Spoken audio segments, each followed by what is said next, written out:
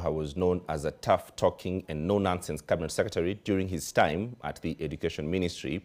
He was the face of competency-based curriculum, otherwise known as CBC, for 3 years, where he spearheaded changes to the curriculum.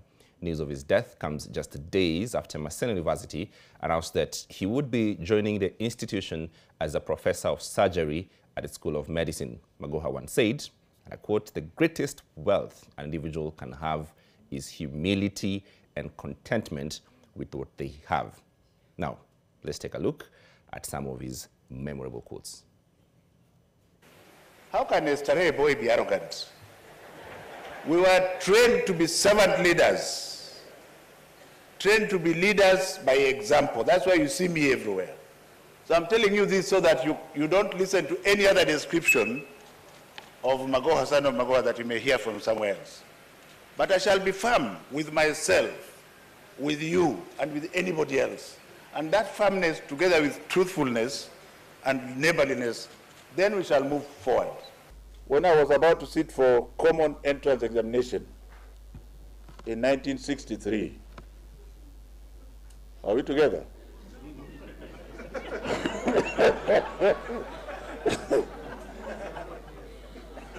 I was in a place called Gina Primary School. I saw the resources we had there. So when I came to Standard 5 in Nairobi at Dr. David Livingstone, it was like I was in heaven. That is not going to change. Stop pretending. Just make sure that, and I passed from that bush. So my job is to ensure that a child in the remotest part of this country is not disadvantaged. First of all, mimi ni sura mbaya. Lakini hiyo sura yangu mbaya mimi napenda zaidi. Do you get the point? Now there is a plastic surgery that is good for the surgeon, and I'm sure I have plastic surgeons here who will tell you that there are aspects of plastic surgery that are therapeutic. If you look at, now that he's dead, I can talk about Michael Jackson. He was more beautiful before he did all that plastic surgery. So with my big nose, I think I'm very, very, hata kama ni sura mbaya, I love my body. You mentioned that you have expectations in front of schools. The government of the Republic of Kenya. Kwanza wewe unatoka wapi? Who are you representing? Because if you are representing Al-Shabaab, I'm not answering. Which TV station? NTV. Yes, NTV is a station.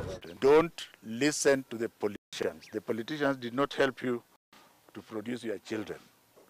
We produced our children with our own blood.